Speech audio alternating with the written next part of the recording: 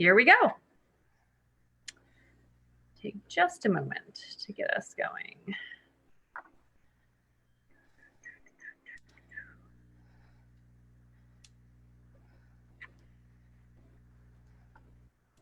All right. And we are live. All right. Well, Jamie, welcome. Thanks, Betsy. I'm Betsy Pilon, for those of you that'll be joining us. We had originally planned this for our usual monthly lunch and learns that we've been hosting through Facebook Live. And obviously, this is a whole new world. We did not anticipate how powerful routines and schedules would be as you know, our state and country and world are shifting and making a quick pivot to online learning. So very, very unexpected. For those of you that don't know, I'm the Director of Public Relations at Eton Academy. I manage our social media sites and website and communications. And so today we are welcoming Jamie Gannon, Lower School Director. So Jamie, why don't you talk a little bit about your role and, you know, all the things that are going on in your world. Great, thanks, I will. So my name is Jamie Gannon, as Betsy said, and I'm the Lower School Director. I have been at Eton for this 22 years. I was a teacher in the lower school for many years, and I have trained and coached teachers in our building, and this is my 5th year in the position as Lower School Director.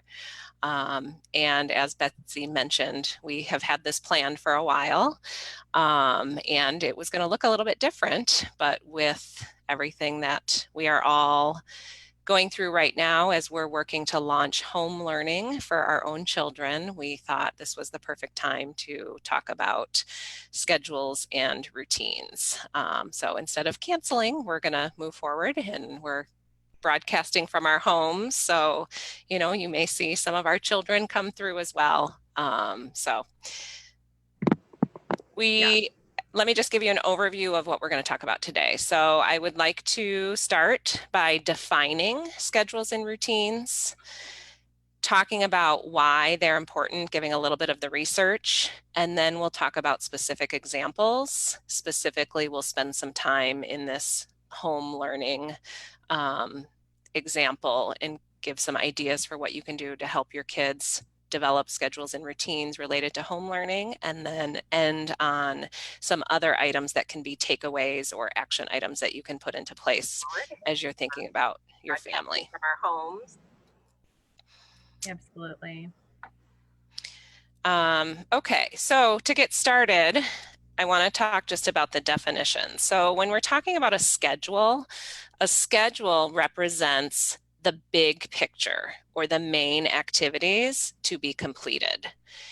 And routines really then represent the steps that you would do to complete the schedule. So for example, bedtime, that's a part of your child or all of our schedules.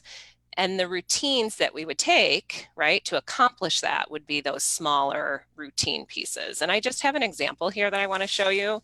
This is something that I used with my son when he was much younger. He's 8 now, but this was when he was younger. And this is his bedtime routine. So, right, bedtime is part of his schedule.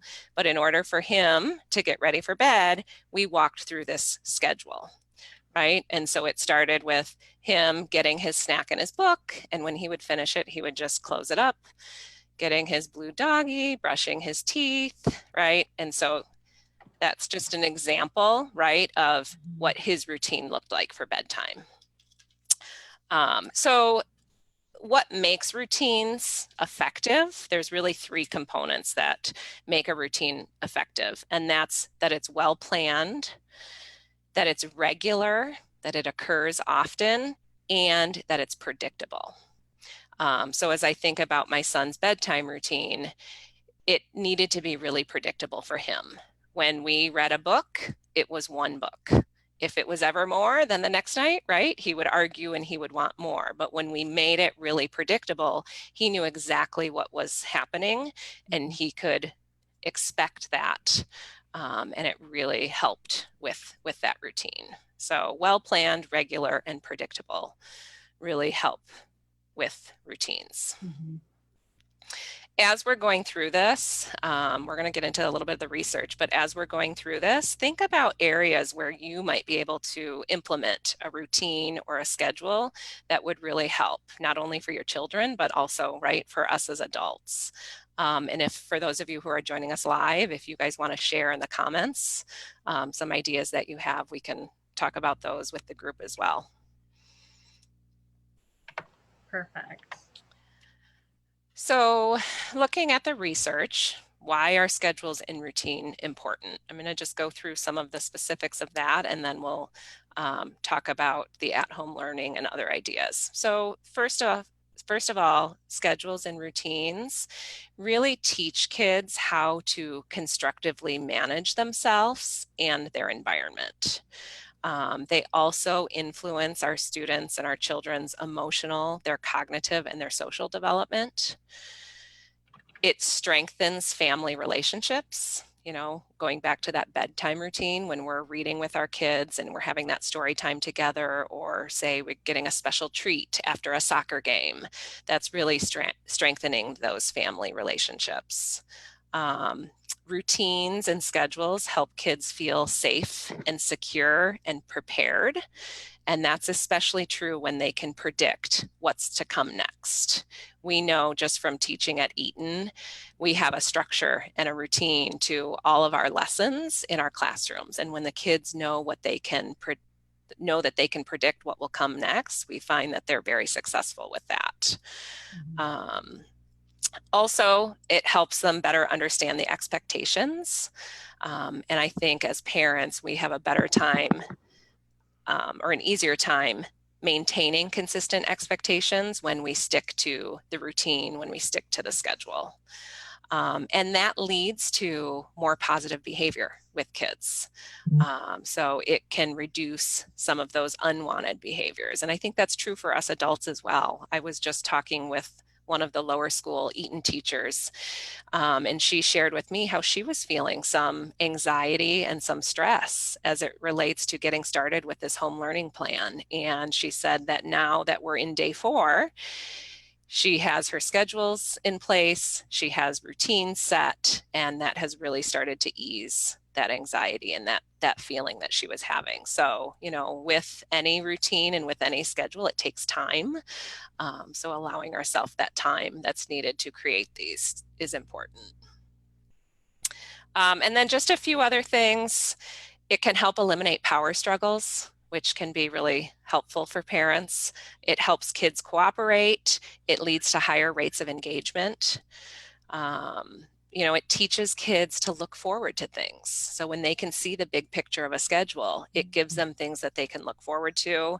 And then this is a really important one. It leads to independence. And that's ultimately our goal, right? As we're teaching our kids these things, we want them to be able to transfer these skills into their daily life. So it leads to independence. It helps them take charge of their own activities. And it also helps them develop a sense of responsibility. So that's important. And then just a few others.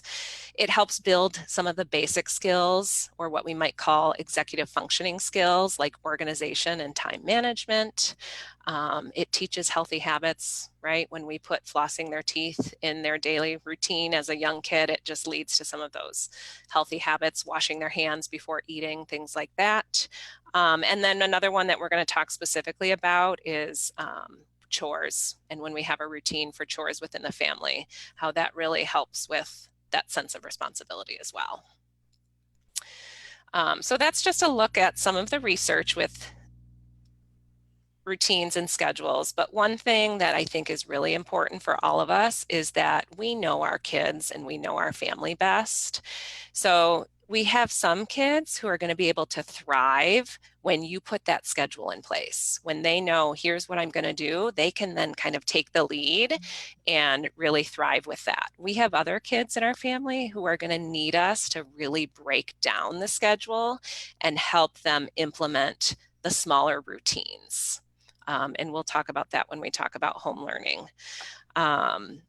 Also, I think it's important, especially now as we're helping our kids get this home learning schedule set, that we give kids a sense of ownership and give them some choice in it, where they can help us create that routine. Here's the list of chores that we want to do in a week. What do you want to do on Mondays? What do you want to do on Tuesdays? Giving kids some of that choice can really lead to that ownership for our students. And then being flexible and adapting. This is true day to day, but also as kids are getting older, when we have teenagers. Just knowing that we might have to change a set schedule or routine, and kind of listening to the kids and adapting and being flexible as our kids grow. And then just one other thing is, I think it's really easy for all of us to overschedule. So as you're thinking about your schedule, just having times where we don't have anything scheduled, and it just allows time to be a family, to play, to relax, and be creative.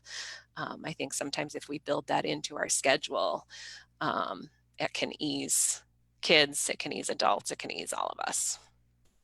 Yeah, I think that's so important to remember, especially during this time. I mean, we're all figuring that out with trying to work, continue our work that we do, and manage kids at home, and just having, that, like, my first day was like very, very, very scheduled. And then, okay, day two, it's like, well, let's think of how we can still have a structure, but be real, more realistic. I think Yep. that's such a great point to bring as everyone's trying to figure out what we're doing right now.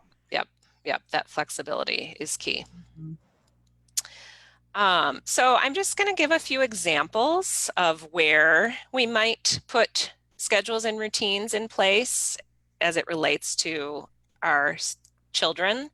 If you guys, again, have ideas, you guys can put those through in a comment. But morning routine was one that first came to mind, getting ready in the morning, what that looks like. And again, it's looking a little bit different because of the place that we're in right now versus when we're getting up and getting ready for school outside of the home. But morning routine, bedtime routine, we talked about a routine for making lunches. Maybe you have a set time in the evening where you work to make lunches, and your kids have like a systematized routine for putting their lunches together. As an adult, the meal planning and the prep can be an area where you can put in a routine and then work on a schedule for meals for the week. Chores is another one. My son and I, we've wanted to for a long time systematize his chore list. So we're taking this opportunity right now, because that's on his daily schedule, to really think through the chores. And again, we're just writing them on paper, but we'll type this up into more of a chart. But how we can systematize the chores, because once we do that, he can then independently get up and see what he has to do and move through the routine of that chunk of his schedule. Doing homework is another one. Again, it's looking a lot different right now than when school's in session, but thinking about the schedule for homework, and then what is a routine? Do I need to help put a routine in place for my child? Family time. I think we can think about movie night or family walks. And if we have a set schedule with that, kids, again, they know what to expect. They'll be the ones to initiate it. Hey, mom, it's time for family movie night.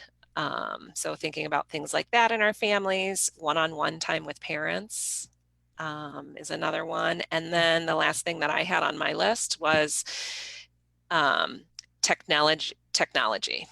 Thinking about, when can we put in a system for when is it time to turn it off in our family? Where do we keep our devices? All of those things, I think, are a good thing to think about as a family as well. Yeah. Very helpful. Yeah, I know that tech one is a tricky one too. So figuring out what, it's getting used for, and how long and how often, and the boundaries around that. Yep. Maybe thinking of it as like your power down routine. Like, what's your power down routine in your family at night? Having common areas to dock things, deciding as a family, are we going to let it go into the bedroom or not? Maybe a gadget-free night, things like that. So, that's very family specific, and we could do a whole nother topic on that. But Okay, so let's talk about home learning. That's where all of us right now are in the midst of launching what home learning looks like for our children and for our families. Over the past week, Eton educators, we've been working really hard to develop a home learning plan for our students. And all of the plans that we shared with our families, really one of the key pieces in there was developing a schedule and developing routines. And we have shared with our families our lower school families in particular, a suggested schedule. And we emailed that out to all of our families so that they could then take it and create a schedule that works for their family in terms of timing and the order of activities. I'm just going to show you an example. This was that similar checklist that we sent out that my son and I worked through and figured out timing and the order of things that he felt would work for him. So if you haven't done that as a family, I would really suggest taking the time, in the next few days or over the weekend to really think through the schedule, right? And remember that schedule is the big picture of their day, and what they're going to do. And then, right, if your child, some of you are saying, my child can't independently follow that. If that's the case where your child can't do that, that's when you would then help them explicitly with the routines. So if, from 8:40 to 9:30, my son has reading on his schedule. So what does that look like? That means he's going to select a book. He's going to get a timer, right? Timers can be really powerful tools. I have a time timer behind me. That's a visual timer that really helps younger kids, but it could be Alexa, could be the timer, Mhm. timers on the microwave, whatever it looks like. That's going to be part of his routine. He's going to get his book, he's going to set his timer, he's going to read, and then he's going to respond to the reading. So right now, he needs me to support him a little bit and walk him through that routine. Mhm. Once he does it a few times, it's going to become more automatic and he's going to know exactly what to expect. So just thinking about how do we support kids with some of those routines that can really lead to the independence. That's really helpful to remember is, as we're trying to get all of these different elements into the day and how you can further break down and not overwhelm our kids and Yep, ourselves yep, really as we're yep, trying to get this accomplished. yep. And I think right now, really thinking about making it simple. Mm-hmm. It doesn't have to be really complex. For math time, maybe it's one worksheet that they work on, and then we find a game that's really going to reinforce their fluency, their fact fluency skills. I think this is a really great opportunity to work on kids' automaticity of facts in math. And there's a lot of great ways you can do that online and with games that they can engage in. So how can you make it simple, right? Especially if you're a parent that's working from home right now? How can they sit alongside of you and engage for larger chunks of time so that you can also engage in your work? I think that's one of the struggles that we're all having right now. So just thinking about making it simple, leading kids through that schedule and that routine to be able to be more independent. And you may have to build stamina with kids. If they're not used to reading for 30 minutes of time, think about starting this first week with 10 minutes and then building up that stamina, moving it to 15 to 20 to 30 minutes can be helpful. One thing that has been really powerful in my family with my son is the use of when then statements. Mm-hmm. So, if he starts to engage and say, oh, I don't want to do this, can I, play this on the computer? It's when then. So, when you do your 30 minutes of reading, then you can do this, which is very different than an if then statement. Mm-hmm. So that might be a helpful tool to use as you're going through this home learning with your kids. Yes. This is just very relatable to what we've experienced over here as well. Yep, yep. Okay, any questions, Betsy, from those that are joining us live at We this just point? had one question come through of will we be able to rewatch this? And yes, so all of these Q&As and topics that we're going to be sharing over the next couple of weeks, we're going to aim to do 2 a week. All of this will be able to be rewatched in our videos section, not only on our Facebook page, but we're going to put it on our YouTube channel, and our website will have links to that in our news section. So absolutely. And we will be here for questions. So anytime you have an additional question or topic that you want to see, we'll feel free to comment, and we'll look at either directly answering it to you, or if it's something that's broader that everyone could benefit from, we can always look at scheduling another Q&A on a particular topic. Great, great. Okay, so, I just want to kind of end with the takeaways. Mm-hmm. And we've talked about a lot of them, but just kind of recap some of what we talked about. So one, I think with at-home learning, really thinking about what does that look like to put some schedules and routines in place for your family. And Mm-hmm. again, making them realistic for you, and thinking through how can I put those routines in place that are well planned, that are regular, again, that occur, every school day, and are predictable for the kids. One of the things that works well for some kids, I forgot to mention this right behind me, I have some um, activities listed. For some kids, it may be that each day they choose the order of them. I think sometimes when we get into this, when we're in week 3, it becomes, routine and mundane. So how can we mix it up a little bit? So sometimes, again, giving them that choice. Here's the things that we need to accomplish today. Let's put it into a certain order. So maybe not this week or next week, but maybe when we get into that 3rd week, or that's something that you could think about. So how can we work this through our home learning, and then what are those other areas that we want to put into place? Maybe it's we've been struggling with bedtime, so what could a routine look like? And again, it's not what you do in the routine that's important, but really that it's consistent. That regular and consistent piece is really important. And again, we talked about chores, we talked about the power down routine, we talked about family engagement, creating a schedule for family movie night, family game night, gadget-free family time, things like that.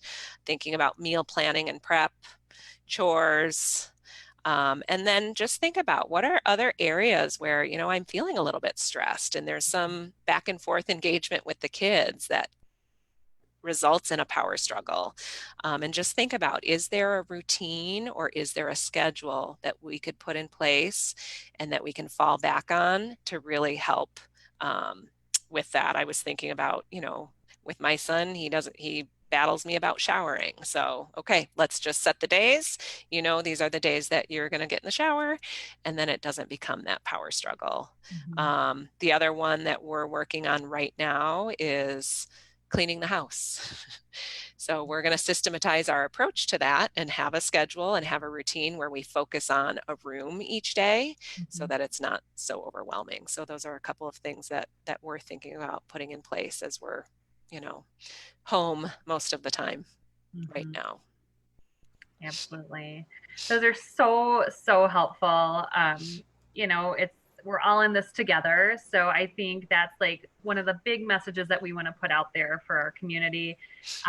Obviously, supporting our Eton families, but we're here as a community resource as Mhm, well. mhm, We are all hands on deck from a staff and faculty and staff standpoint, our administrative staff, our admissions staff, our tutoring programs are live, up and running for anyone that needs it. We're gonna, like I said, continue these live Q&As a couple times a week. And any other comments that you have, or questions, as a greater community, feel free to reach out to us. We'll do our best to get a quick answer, or, point you in the right direction. This is, a very different situation for all of us as we adjust to this. Having kids who learn differently is an extra caveat, right, to home learning. And so just, use us as a resource. And again, we're here for you, and we'll talk a little bit more about, we're planning on our next Q&A is going to be about our tutoring programs and what those are looking like right now if you're looking for and needing extra support. And we're planning that out for hopefully Tuesday at noon, so everyone can look for that as well. Great. Well, Jamie, thank you so much today for all of your insight. I'm grateful as your colleague and a parent who's trying to figure this out with my own kids. And I know that this is so important for the community. So thank you for taking the time.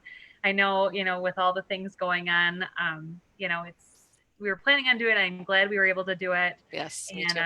And we'll be here. So, okay. All right, well, thanks. Great. Well, happy Thursday, everyone. Happy Thursday. We're almost through the first week. I know. We are. A big high five, people, or elbow bump, right? So air high five. Air high virtual high five. Yes. All right. All right. Have a great day, everyone. Thanks, Betsy. Take care. Bye, everyone.